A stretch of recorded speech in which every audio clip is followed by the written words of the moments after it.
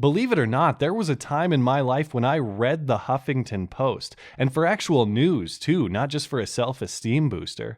But it was right about a year ago when my eyebrows started to rise, and I remember exactly why. After watching and listening to Donald Trump since he announced his candidacy for president, we have decided we won't report on Trump's campaign as part of the Huffington Post's political coverage. Instead, we will cover his campaign as part of our entertainment section. Our reason is simple: Trump's campaign is a sideshow. We won't take the bait. If you are interested in what the Donald has to say, you'll find it next to our stories on the Kardashians and the Bachelorette. Well, that didn't last long. Here's the Huffington Post politics page today, but they've since settled for an editor's note at the end of every article about Trump. Editor's note: Donald Trump regularly incites political violence and is a serial liar, rampant xenophobe, racist, misogynist, and birther who has repeatedly pledged to ban all Muslims, 1.6 billion members of an entire religion, from entering the United States. Between the open lack of objectivity and the rest of the drivel coming from the Huffington Post, ripping Jimmy Kimmel for asking Megan Fox about her pregnancy even though Megan agreed to discuss her pregnancy before the show, creating a Pose law exhibit claiming white people should be banned from yoga, shaming a president from the 19th century for not abiding by the moral standards of today. I've been telling the Huffington Post to delete its account since before Hillary Clinton made it cool. But recently the Huffington Post published an audacious article, doing something I've yet to see from even the most regressive among us: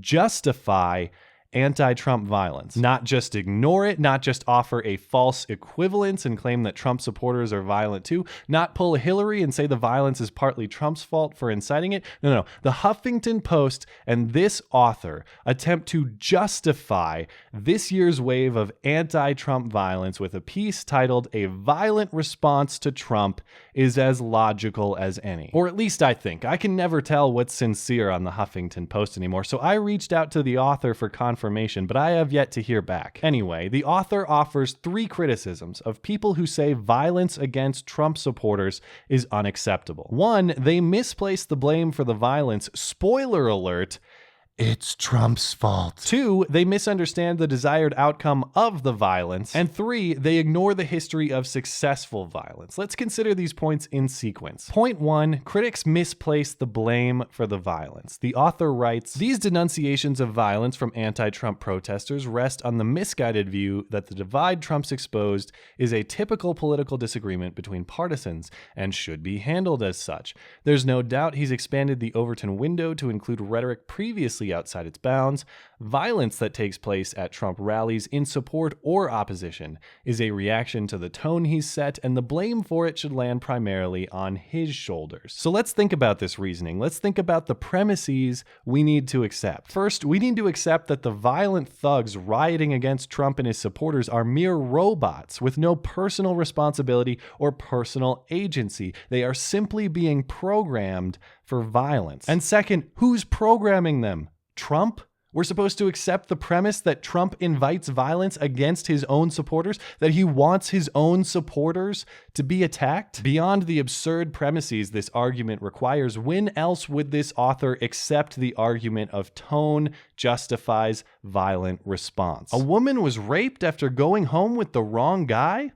Well, what tone were her clothes setting at the bar?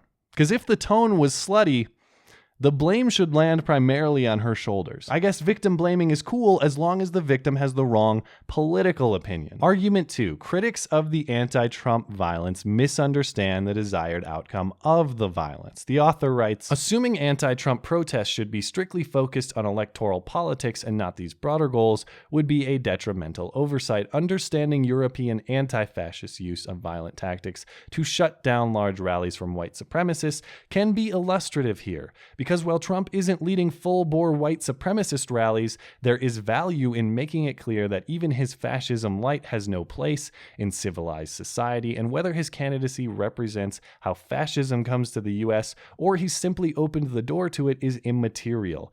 Either should be stopped post haste." Okay, so the goal here isn't just about Trump. Trump is just one guy. The goal here, the author says, is stopping the possibility of a fascist rise in the United States. We can't have authoritarianism after all, so if we just stop the authoritarians by force, we'll be good. And while we're at it, if we just kill all the would-be murderers, we'll solve the problem of murder. Just thinking ahead. Point 3. Critics of anti-Trump violence ignore a history of successful violence. The author writes, "Violent resistance matters. Riots can lead to major change. It's not liberal politicians or masses that historians identify as the spark underlying the modern movement for LGBTQ equality. Nor was it a think piece from some smarmy liberal writer. It was the people who took to the streets during the Stonewall Uprising. It was the Watts Rebellion, not the Watts Battle of Ideas, that exposed the enduring systemic neglect, poverty, inequality, and racism faced by that community. Similarly, it was the LA uprising, not the LA protests, that led to significant changes in the Los Angeles Police Department. More recently, the Ferguson and Baltimore uprisings both helped prompt the Justice Department to investigate their corrupt police forces. And since we're talking about fascism, it's worth remembering that it wasn't the election of a moderate centrist, hello Hillary, or a sanguine protest that stopped its ascent in Europe. It was primarily the Russian military, and to a lesser extent the US military, neither of which practiced nonviolence, if memory serves. How is this argument compatible with the first argument? Violence is good. Look at all of these examples where violence has achieved good things. But also, violence is bad, and it's Trump's fault. But let's, for the sake of argument, grant all of these examples as true,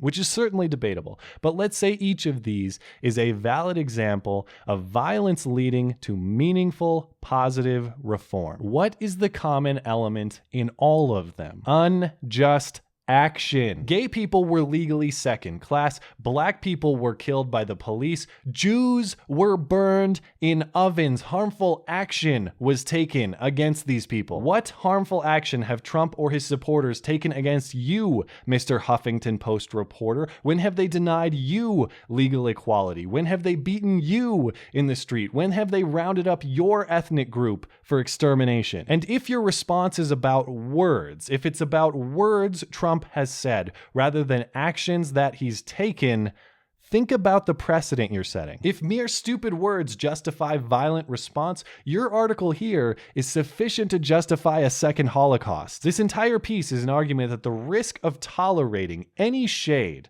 of authoritarianism or fascism is too high to accept, which is itself an authoritarian stance. Quite simply, this piece is an argument against monarchy written by someone who wants to be king. This author and the Trump boogeyman he portrays may have wildly differing views on what justice is, but they share the same view that the process doesn't matter, as long as the end result is the desired one. I don't care if it happens through the democratic process or through violent thuggery, as long as I get what I want. It's cool. But what makes America, the West, and the secular democratic system great isn't a commitment to an outcome. It's a commitment to a process. It's a commitment to the rule of law. Our system identifies the best ideas not through self-appointment, but through open competition. If Trump's ideas are truly as dangerous, as threatening, as stupid as the author describes, they are all the easier to defeat with words rather than fists. And if in that scenario, with such a feeble opponent, you still resort to fists, you still justify fists, you still advocate fists, tell me again, who's the authoritarian fascist I'm supposed to fear? Thanks as always for listening and for supporting this channel. Always appreciate that thoughtful discussion down below, and especially over on Twitter. That is @skag_3. You're always welcome to come hang out and chat in my live streams. Those are linked down in the description. Looking forward to it. Okay, bye.